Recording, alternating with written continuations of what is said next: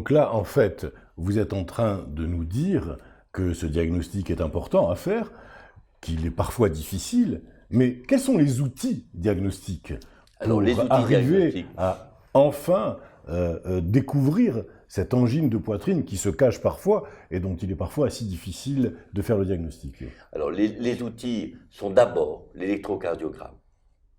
L'électrocardiogramme de base permet d'orienter, permet de voir par exemple que le patient a déjà eu un infarctus, un petit infarctus qui est passé inaperçu. Ça nous est arrivé. Je pense qu'il faut commencer la pyramide de diagnostic par un électrocardiogramme de base, 12 dérivations. Ensuite, l'examen le plus simple, c'est l'épreuve d'effort. L'épreuve d'effort est un examen simple, non coûteux, non dangereux, qui n'entraîne aucune irradiation et qui permet dans environ 80% des cas de faire le diagnostic. Si l'épreuve d'effort n'est pas concluante, si le patient est incapable de marcher sur le tapis roulant, sur la bicyclette, et qu'on n'arrive pas au diagnostic, à ce moment-là, on a des tests beaucoup plus sophistiqués qui sont dans un premier temps la scintigraphie cardiaque, et notamment au thallium, qui est une épreuve d'effort couplée à l'injection d'un isotope qui permet de voir la perfusion du cœur et donner une idée de la perfusion des coronaires. C'est un examen que j'ai pratiqué pendant des années. Je vais vous poser une question que beaucoup de patients potentiels se posent. Est-ce que c'est dangereux, les isotopes? Est-ce que ça présente une dangerosité? Alors, c'est une très bonne question. Il y a une certaine irradiation. L'isotope mais ce n'est pas un produit de contraste, donc il ne pourra jamais atteindre les reins. Et ça, c'est très très important. Mais c'est un examen précis. En de bonnes mains, on arrive à un diagnostic assez précis. C'est une étape importante dans le diagnostic. Si on est dans un laboratoire, dans un service de cardiologie qui est plus expérimenté en échographie, on va faire une échographie. L'échographie peut orienter, parce qu'elle peut voir, dans certains cas, d'angine de poitrine prononcée, des troubles de la cinétique du ventricule gauche. Sinon, on peut faire ce qu'on appelle une épreuve d'effort avec échographie. La cinétique, ça veut dire les mouvements. Les mouvements, la contraction segmentaire du cœur. Un cœur normal se contracte harmonieusement. Toutes les parois du cœur se contractent harmonieusement. Quand une des parois ne se contracte pas, c'est en quelque sorte une image indirecte d'un défaut de perfusion. Et donc, ça nous attire notre attention sur un problème coronarien. Donc ça, c'est la première. Mais l'examen plus performant est l'écho d'effort, l'échographie d'effort. Donc une échographie au repos, une épreuve d'effort en général qui n'est pas maximale, puis une échographie au maximum de l'effort. Si on observe qu'au repos, on a une paroi qui se contracte bien, mais qu'à l'effort, la paroi ne se contracte plus, c'est un élément indirect pour penser que l'artère qui va dans cette région est malade, elle a un rétrécissement, elle n'arrive plus à assurer sa fonction qui est d'amener le sang au cœur. Donc ça, c'est l'écho. On a un troisième élément qui est plus nouveau, c'est ce qu'on appelle la coronarographie virtuelle. C'est-à-dire... À la différence de la coronarographie classique. Voilà. Donc la coronarographie virtuelle est quand même une injection de produits de contraste. Donc il faut bien mettre en garde les patients. C'est-à-dire qu'on peut avoir des répercussions sur le rein. Donc il faut bien hydrater le patient, il faut s'assurer qu'il n'est pas insuffisant rénal.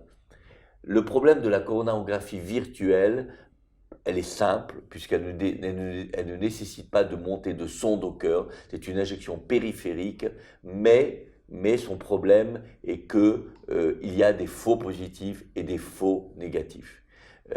C'est un examen qui est très dépendant de l'opérateur, de son expérience, et surtout que je ne conseillerais pas pour les personnes relativement âgées, parce que du fait des calcifications, il est difficile de voir s'il y a un rétrécissement ou non, parce que ce qui nous intéresse, c'est de voir.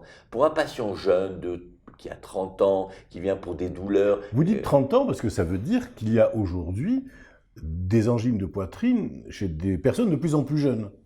Exactement. Mais le patient de 30 ans peut consulter pour des douleurs thoraciques. Notre rôle est d'éliminer formellement le diagnostic. Alors pour ces patients, la coronarographie virtuelle peut être intéressante parce qu'on a eu a priori ce qu'on appelle une prévalence, c'est-à-dire une probabilité de maladie coronarienne qui est faible. Donc en fait, la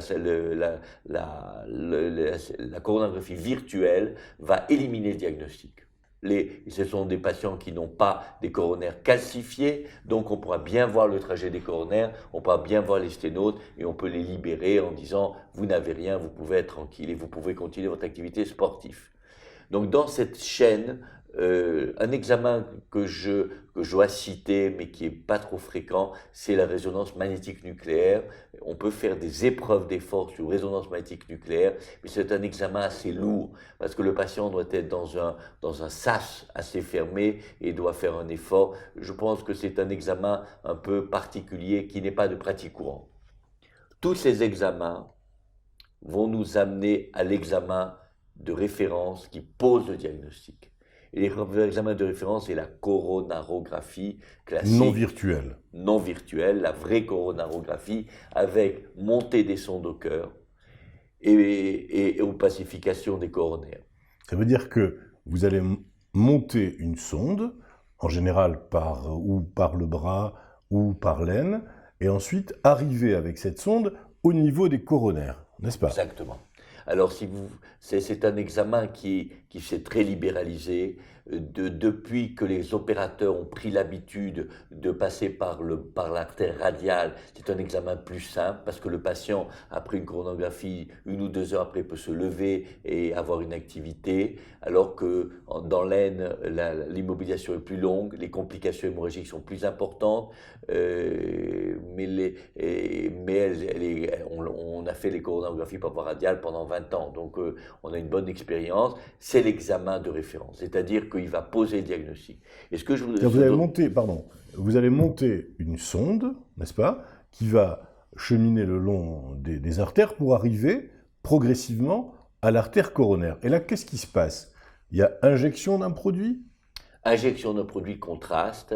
Alors, le point important, c'est que le patient est en anesthésie locale. Il est présent, il suit l'examen, on lui parle en permanence. Il voit d'ailleurs souvent. Il voit sur la caméra, il voit les images. Et on injecte donc du produit de contraste, en général en petite dose, au niveau des coronaires pour visualiser le trajet des coronaires. Et c'est l'examen de référence pour savoir s'il y a un rétrécissement ou non. Le point important est que maintenant, on veut un diagnostic de certitude. Je me souviens de ma pratique il y a 30 ans, un patient qui avait des douleurs, une forte probabilité de maladie coronarienne, était a priori considéré comme angineux et donc on le traitait. Je pense que c'est une pratique qui n'est plus acceptable en 2016. Il faut absolument avoir un diagnostic de certitude. On ne peut pas imposer à un patient des médicaments pendant des années sans certitude. Je pense que l'examen... Tous ces examens permettent aujourd'hui d'avoir des diagnostics de certitude. Il faut vraiment exiger un diagnostic précis, un diagnostic de localisation de l'angine, des problèmes coronariens. La coronarographie, il ne faut pas faire la coronarographie à tout le monde, mais quand on a une forte probabilité, c'est à faire. Et surtout, ça nous donne une direction de traitement, de suivi. Le patient va prendre des médicaments qui sont totalement justifiés. Il ne va pas prendre pendant 20 ans des médicaments qui n'ont absolument rien à voir avec sa pathologie. Moi, j'ai soigné des patients qui avaient été traités pendant 20 ans pour angine de poitrine avec des médicaments. Le jour où j'avais fait une coronarographie et j'aurais prouvé les coronaires étaient sains, ils ne m'ont pas cru. Ils m'ont dit, écoutez, pendant 20 ans, j'ai été soigné, maintenant vous me dites que je suis normal. Vous voyez, donc je crois que la tendance de la cardiologie moderne est d'avoir un diagnostic.